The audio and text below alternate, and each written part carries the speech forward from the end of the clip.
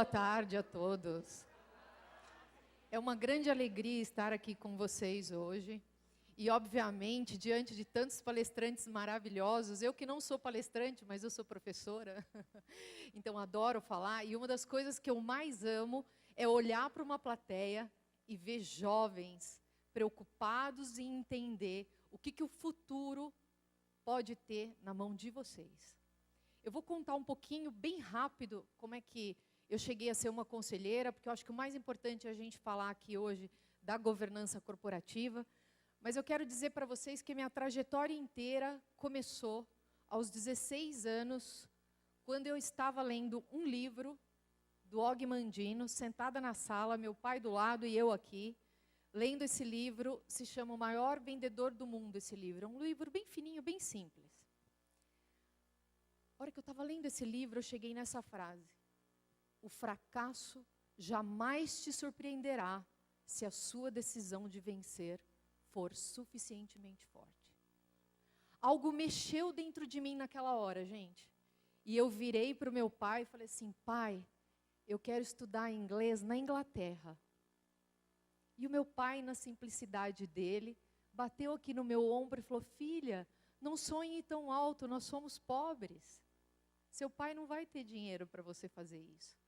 E eu pensei comigo mesma: eu vou fazer mais do que isso. E foi aí, então, que eu comecei a trabalhar aos 17 anos. Não está passando. Opa, passou. E comecei a pensar como é que vai ser a rota de trabalho. O que eu tenho que fazer para que o fracasso jamais me surpreenda? E o meu primeiro emprego foi numa metalúrgica, uma dos maiores que o Brasil já teve, a Cobrasma S.A., e nós tínhamos 8.000 colaboradores. E eu entrei lá como auxiliar de documentação. Alguém já viu esse cargo? É abaixo de auxiliar de escritório. Bem lá embaixo. E eu era responsável por fazer arquivo das fichas dos colaboradores, em ordem alfabética. 8.000. E aí, eu olhei para aquele arquivo totalmente desorganizado e falei: eu vou dar o meu melhor, vou transformar esse arquivo. Em 1 ano e meio, eu terminei o arquivo e entreguei um arquivo totalmente renovado. E aí, eu pensei comigo: é através do meu trabalho, do trabalho bem feito, que eu vou vencer. E esses 8.000 colaboradores que tinham na Cobrasma, a Cobrasma começou a entrar em concordata, foi diminuindo, diminuindo, diminuindo, eu fui uma das últimas 10 a sair. E a família me falou: fica, porque a gente vai abrir um outro negócio e eu quero que você vá com a gente para o outro negócio. Só que nesse inteirinho, um headhunter me ligou e falou assim: olha, tem uma vaga numa empresa chamada Ingepet, faz garrafas plásticas. Você topa ir para lá? Eu falei: garrafas plásticas? Eu estou na metalúrgica, não entendo nada de plástico, o que eu faço? Eu falei: qual que é o lance? Eles me falaram: o dono tem uma máquina sopradora de garrafa e mais nada. Eu falei: eu vou. É um grande desafio. E a hora que eu cheguei lá na Ingepet, a gente começou a construir tudo. Conseguimos o primeiro cliente, que é a Coca-Cola, lá em Jundiaí, a SPAL, maior fábrica de refrigerantes da América Latina. E eu, na época, já tinha um Fiat vermelhinho, não é Fiat preto, viu? E eu estava estacionando na Coca-Cola, quando, de repente, ia entrar na Coca-Cola, olhei do lado e vejo uma placa imensa escrito: vende-se esse terreno. A hora que eu vi a placa, vende-se esse terreno, eu liguei para o meu chefe e falei: eu preciso de dinheiro. E ele só me perguntou: você é louca? Dinheiro para quê? Eu falei: vamos comprar um terreno do lado da Coca-Cola. Porque garrafa plástica, o custo é o frete. Se a gente tivesse uma fábrica do lado da Coca-Cola, nós seríamos o maior fornecedor da Coca-Cola. Ele falou: só um minutinho que eu estou indo para aí. Pegou a Ferrari dele lá em São Paulo e saiu correndo para Jundiaí. E a hora que ele chegou lá, ele falou assim: deixa eu ver. Eu falei: olha isso aqui. Em 1 ano a gente tinha comprado o terreno, nos tornamos o primeiro fornecedor da Coca-Cola. Só que na frente da Coca-Cola tinha a Pepsi. A maior fábrica da Pepsi da América Latina. E depois de 1 ano, a Pepsi comprou a Antártica e se tornou a Ambev. Nós nos transformamos na maior empresa de refrigerantes em 3 anos. Depois disso, eu já estava há vários anos nessa empresa, quando a Alcoa Alumínio, que é a primeira do mundo em alumínio, tinha uma divisão de embalagens e me chamou para trabalhar lá, porque viu tudo aquilo que a gente tinha feito na Ingepet. E eu falei: não, adoro isso aqui, não vou sair daqui. Passado mais 3 meses, a Alcoa me fez um outro convite. E eu, de novo, disse, não, está tudo bem aqui, está tudo maravilhoso. Aí já estava com cargo de diretoria, toda aquela coisa. Passado mais 3 meses, a Alcoa me fez uma proposta. E eu estava de novo querendo dizer não, quando, de repente, eles me falaram assim, só que tem uma coisa, você vai ser a primeira mulher na história mundial da Alcoa a ter o cargo de superintendente para a América Latina. Eu falei, eu vou. Por que eu falei eu vou? Porque aí me veio na cabeça a primeira vez que eu tive consciência de que as mulheres não estavam no alto poder.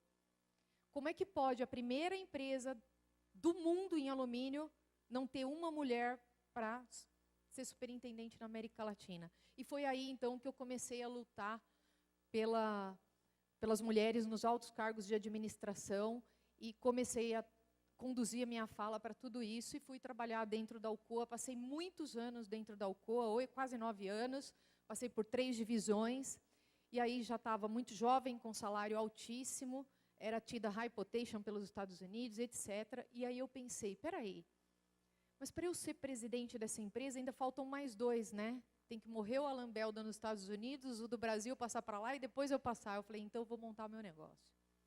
E resolvi pedir demissão na Alcoa. Quando eu fui pedir demissão, eles me falaram, você está maluca? Como é que uma pessoa com esse salário, com essa idade, está pedindo demissão? Eu falei, eu vou ter o meu negócio. E aí eu pedi demissão numa quinta-feira e no sábado eu peguei um avião para ir para a China. E eu estava no aeroporto, já pegando o voo praticamente, liguei para minha mãe para dizer tchau. E a minha mãe, filha, você é louca, o que você vai fazer na China? Eu falei, dizem que tudo acontece lá, é para lá que eu vou. E cheguei na China, fiquei 1 mês lá estudando o mercado de bolsas femininas. Quem não gosta aqui, meninas? E cheguei à conclusão de que as mulheres estavam já a fim de comprar mais bolsas simples do que comprar uma bolsa só muito cara. Então, eu fiquei 30 dias na China e voltei com a ideia montada de fazer a minha primeira empresa, que é a Donella Intertrading, onde eu comecei a produzir bolsas na China e vender no Brasil. Coloquei um representante em cada estado brasileiro, comecei a vender no Brasil inteiro e comecei a ter clientes grandes, Renner, Pernambucana, C&A, tudo como clientes.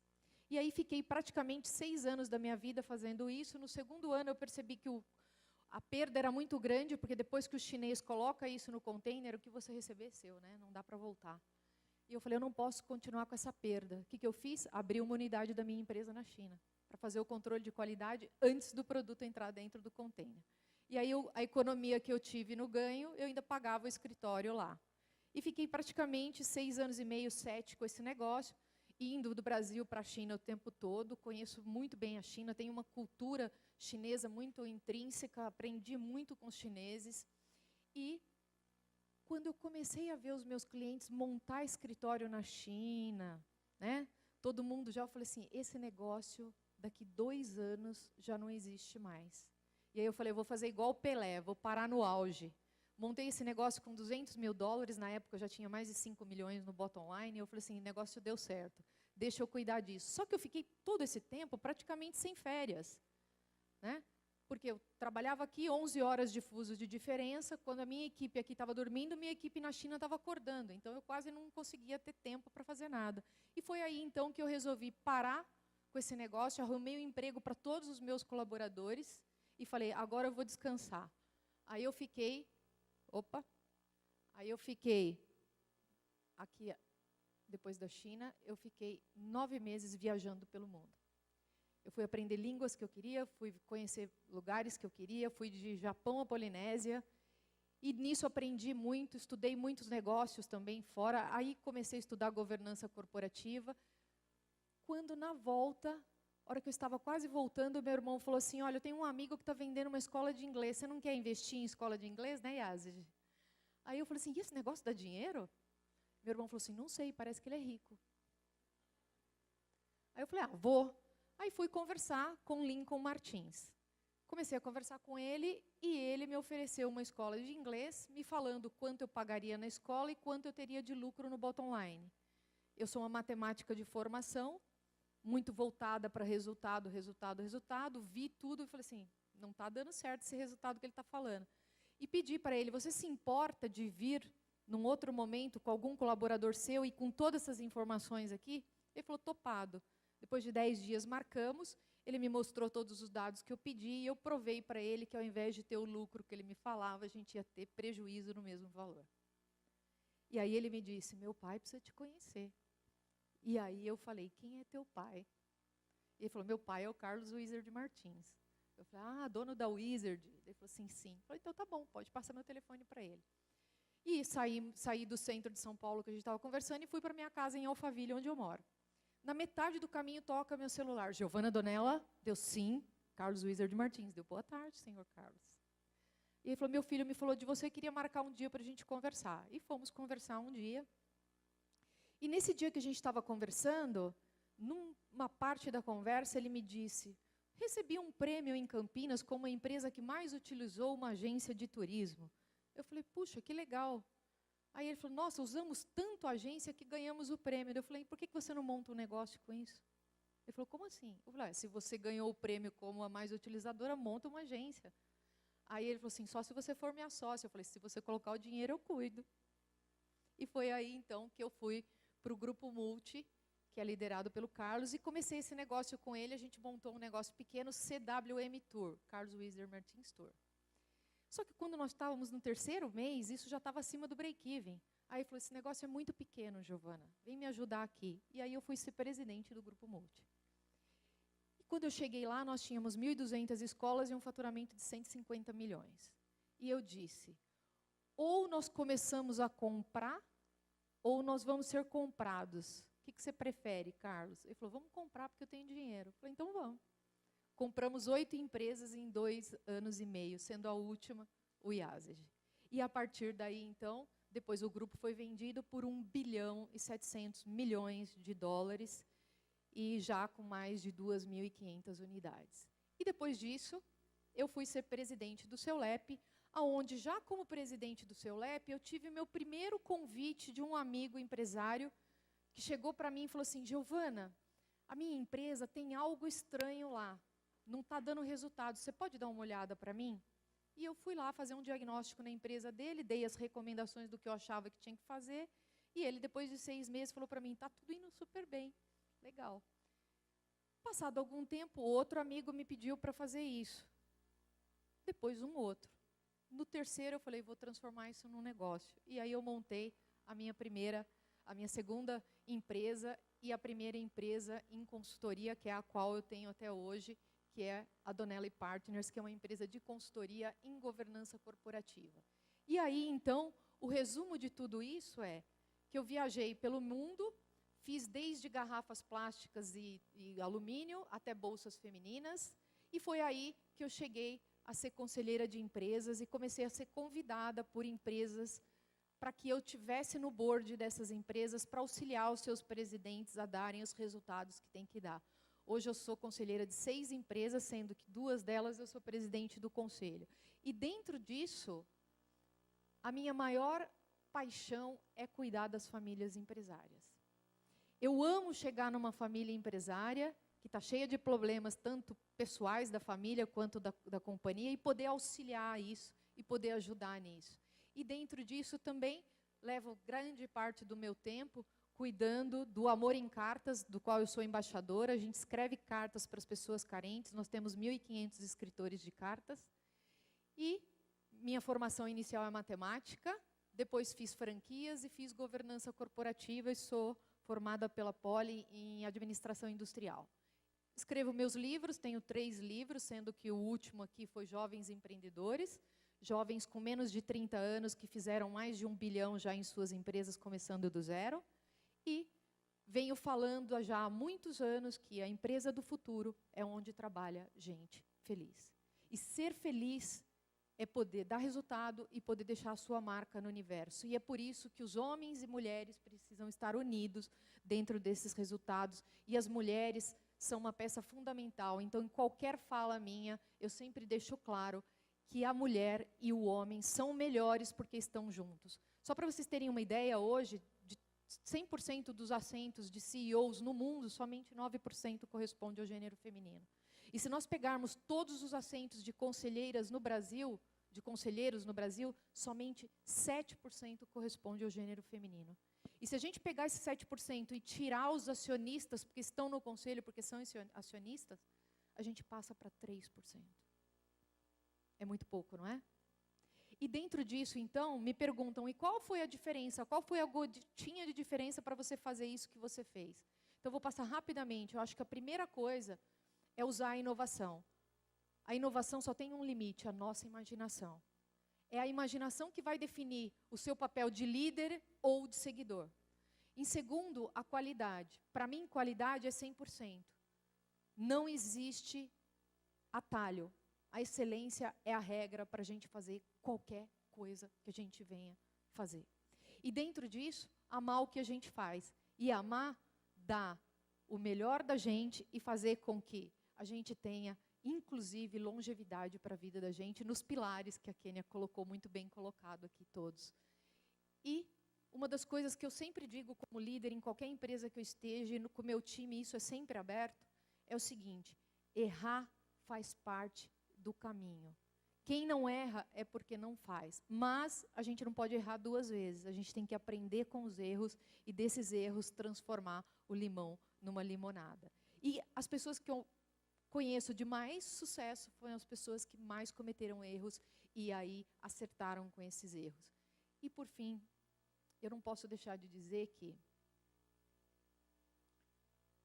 eu não sei a resposta certa se realmente a gente tem que pensar só no dinheiro ou se realmente a gente tem que pensar só naquilo que a gente ama. Mas uma coisa, eu, Giovana, já tenho certeza, funcionou para mim. Eu sempre quis fazer alguma coisa quando na minha cabeça está, nisso que eu estou fazendo, eu quero deixar a minha marca. Então, quando eu estava fazendo arquivo de colaboradores, eu só fazia arquivo. Eu queria deixar a minha marca, eu queria que fosse o melhor arquivo. E hoje, como conselheira de empresas, eu quero ser a melhor conselheira no que eu estou fazendo. E aí, o dinheiro sempre veio. Então, eu não sei qual que é a regra certa, mas a nossa marca no universo tem que existir. Se não fosse assim, para que estaríamos aqui, né? E, por fim, não dá tempo ao ouvido alheio.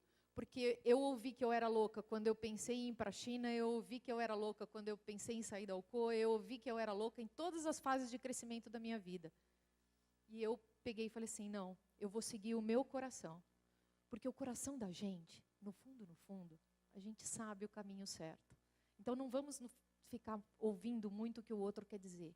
E aí, todos nós importamos e todos nós somos melhores quando estamos juntos. E é daí que nasceu, então, dessa trajetória, é que nasceu essa estrutura que me fez capaz de estar hoje nos boards das companhias e poder disseminar o conhecimento da governança corporativa. Hoje eu dou aula em 3 MBAs em São Paulo, da FIA, da USP, da FAAP, da Sampo, onde eu adoro dizer para todo mundo o que é esse sistema de governança.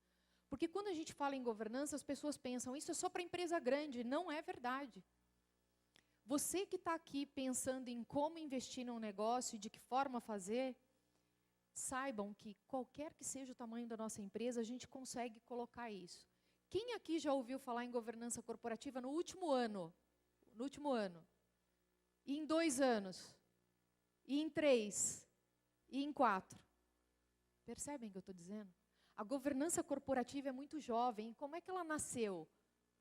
Nasceu que, se a gente contasse aqui no Brasil, em 1997, e procurasse no Google o que era governança corporativa, pasmem, ninguém estava procurando o que era governança. E olha o que começou a acontecer, crescer, crescer, crescer. A gente teve um boom em 2003, justamente nas aberturas de capital. Depois uma pequena quedinha. E o meu último dado, que é 2013, só para vocês terem uma ideia, a gente já tinha 977 mil hits no Google procurando o que era governança. Por que será que isso está acontecendo? Isso acontece porque, se a gente for olhar o histórico, a ideia intuitiva do que é governança já nasceu desde a Revolução Industrial. Aonde a gente começa um negócio, já começa a dizer, você é o dono e eu sou o gestor.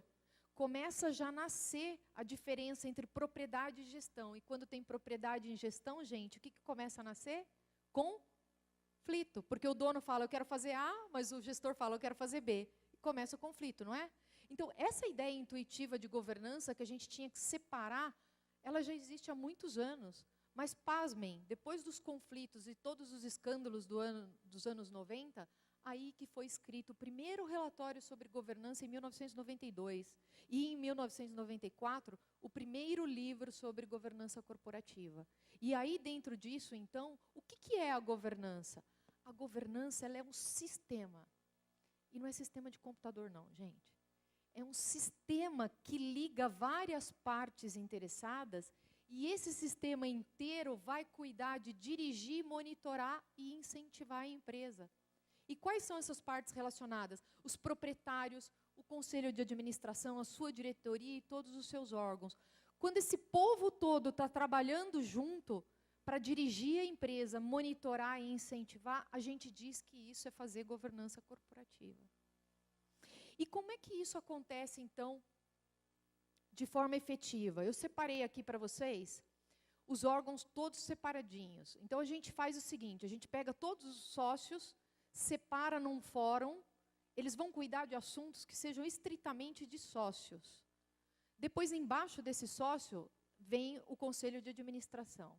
Embaixo do conselho de administração, surge aqui o diretor-presidente. E embaixo do diretor-presidente, os seus diretores.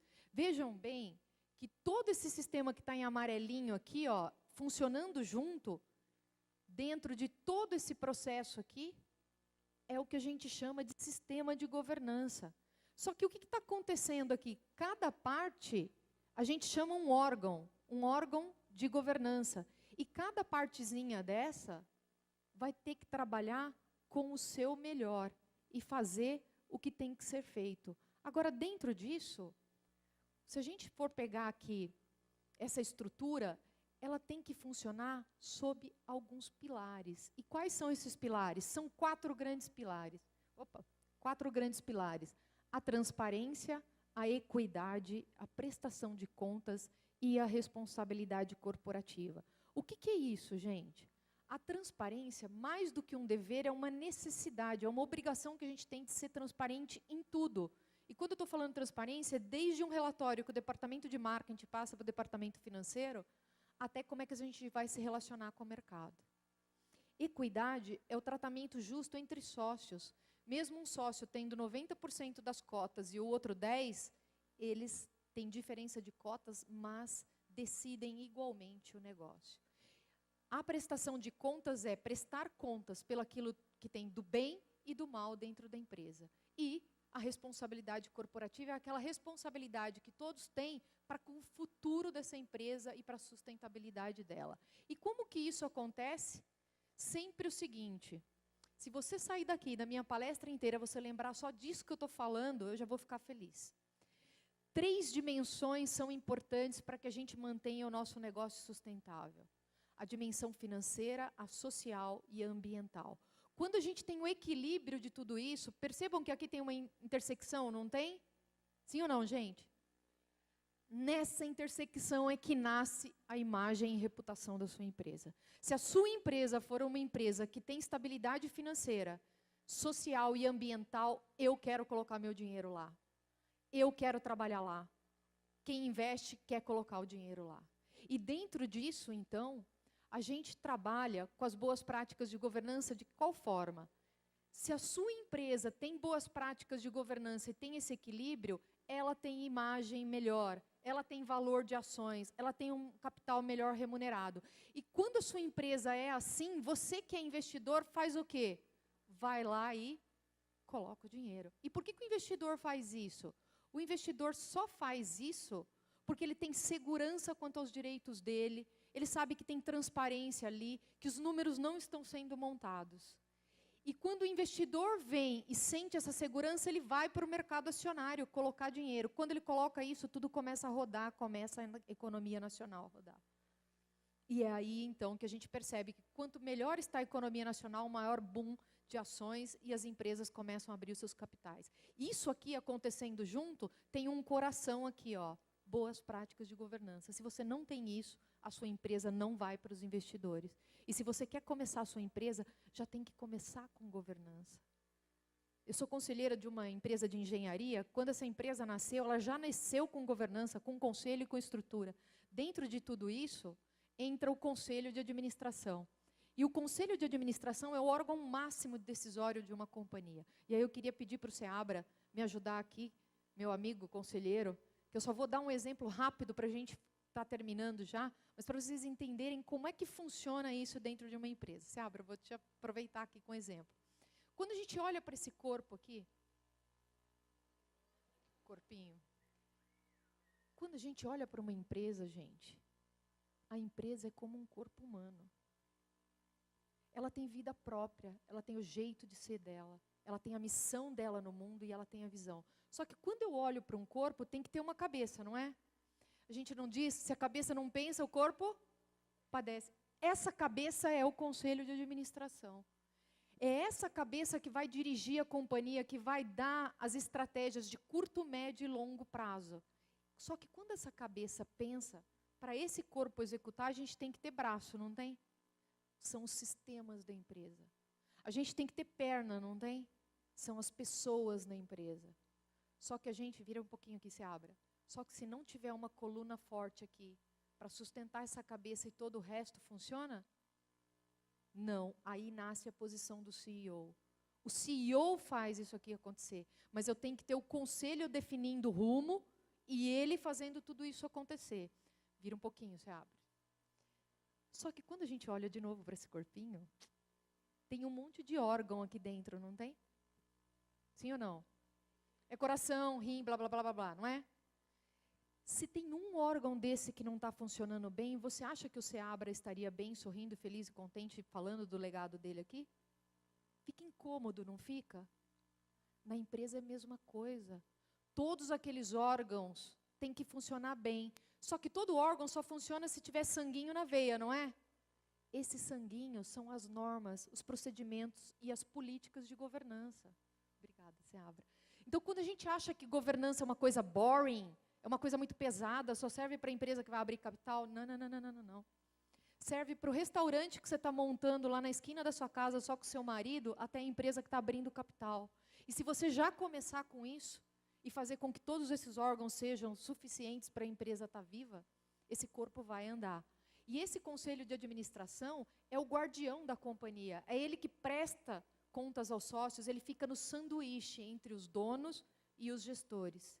E aí dentro disso, as empresas, startups e empresas menores também podem começar com um conselho consultivo ao invés direto para um conselho de administração, né? Conselho de administração são para as SAs. E qual a diferença, Gel, entre o conselho consultivo e o conselho de administração? É só que o conselho consultivo não responde fiducialmente pela companhia, mas o resto faz igual. E os sócios ainda podem tomar a decisão que eles acharem melhor.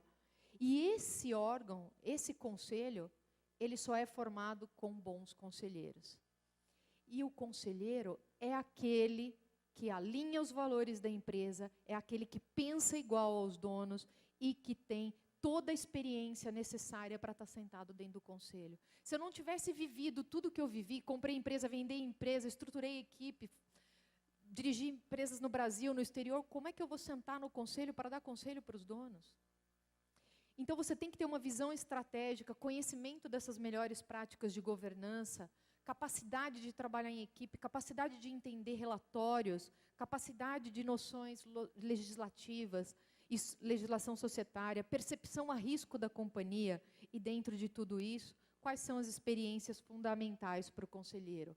Participação em outros conselhos, gestão de mudanças efetivas, identificação com controles e riscos e mais do que isso, a gente sempre diz, tem que conhecer de finanças, tem que conhecer de contábeis, tem que conhecer de jurídico e tem que ter o melhor interesse para o interesse da organização. Aí vocês podem falar, então é Deus descido do céu. Não é Deus, mas está para virar um anjinho. Porque como é que ele vai começar a fazer uma reunião de conselho que começa falando de finanças e ele não sabe ler um DRE? Como é que ele vai estudar o futuro da companhia se ele não tem de estrutura de marketing digital?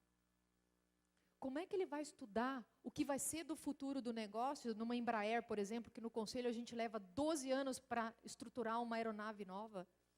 Esse conselho tem que estar pensando lá na frente. E esse conselheiro é fundamental para isso. E dentro disso, quais são as posturas também que a gente espera de um conselheiro? As 3 dimensões para criar imagem e reputação. integridade, envolvimento construtivo e competência. Competência, gente, é toda a experiência profissional, técnica, skills técnicos. A integridade é ter história de vida reta e ética. E o envolvimento construtivo é saber lidar com gente, saber a fazer com que o tempo que ele tem para a companhia dá o melhor dele. E é aí que a gente cria, então, a imagem e reputação desse conselheiro. Hoje está moda, muita gente falando, eu sou conselheiro. Cuidado com isso. Para estar sentado no seu conselho, não pode ser seu amiguinho. Para estar sentado no seu conselho, é quem vai dizer o que é melhor para a sua empresa, independente daquilo que você pensa. E dentro disso, já acabando a minha fala, quando a gente pensa na estrutura de governança, é como se a gente pensasse na palma da mão da gente, 5 passos. Só isso. O conselho de administração, que está aqui, ele vai fazer o primeiro passo, que é dar esse direcionamento estratégico da empresa, correto? Lembra da cabeça lá do Seabra? Ele pensa no direcionamento estratégico e desce para o diretor executivo. O diretor executivo pega a estratégia do conselho e sai correndo fazer, gente? Sim ou não? Não. O que ele faz? Ele pega as estratégias e monta um plano de como fazer essas estratégias acontecerem, pensando em tudo, em gente, dinheiro e tempo, certo? Quando essa diretoria pensa em tudo isso, estrutura tudo isso, volta para o conselho. O conselho vai lá e fala, olhou tudo, ok, pode fazer. Então, terceiro passo, terceiro dedinho. Aí ele fala, homologado, pode fazer. Quando ele fala homologado, pode fazer, a gente sai fazendo e vai criando o quê? O que o Fernando Seabra também falou na palestra dele? A gente vai formando os KPIs, os indicadores de performance. Tão simples quanto você possa. Os que você conseguir. Quando você começa a criar esses direcionadores estratégicos, você manda de novo para o conselho e o conselho monitora a empresa. E tudo isso começa a acontecer e não tem como falar que não sabia da compra de Passadina. Não tem como falar. O conselho sabe de tudo e a empresa consegue ser dirigida e monitorada o tempo todo.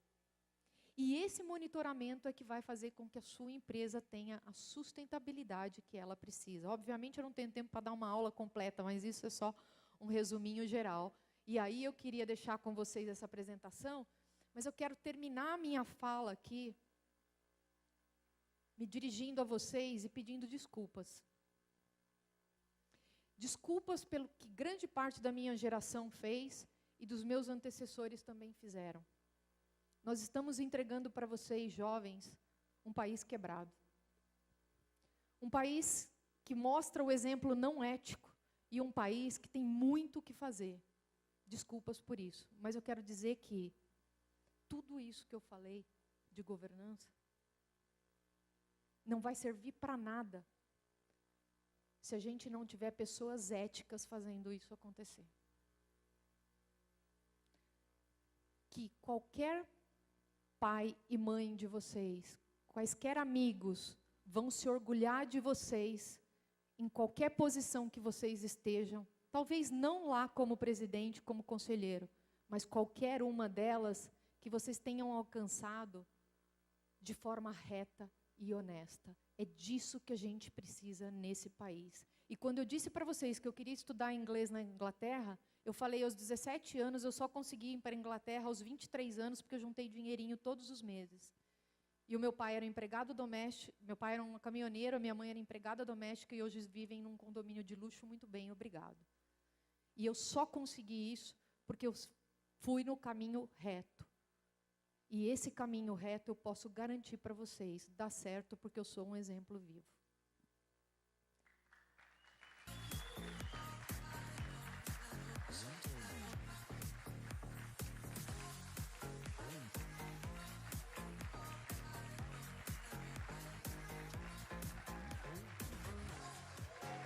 Tem certeza?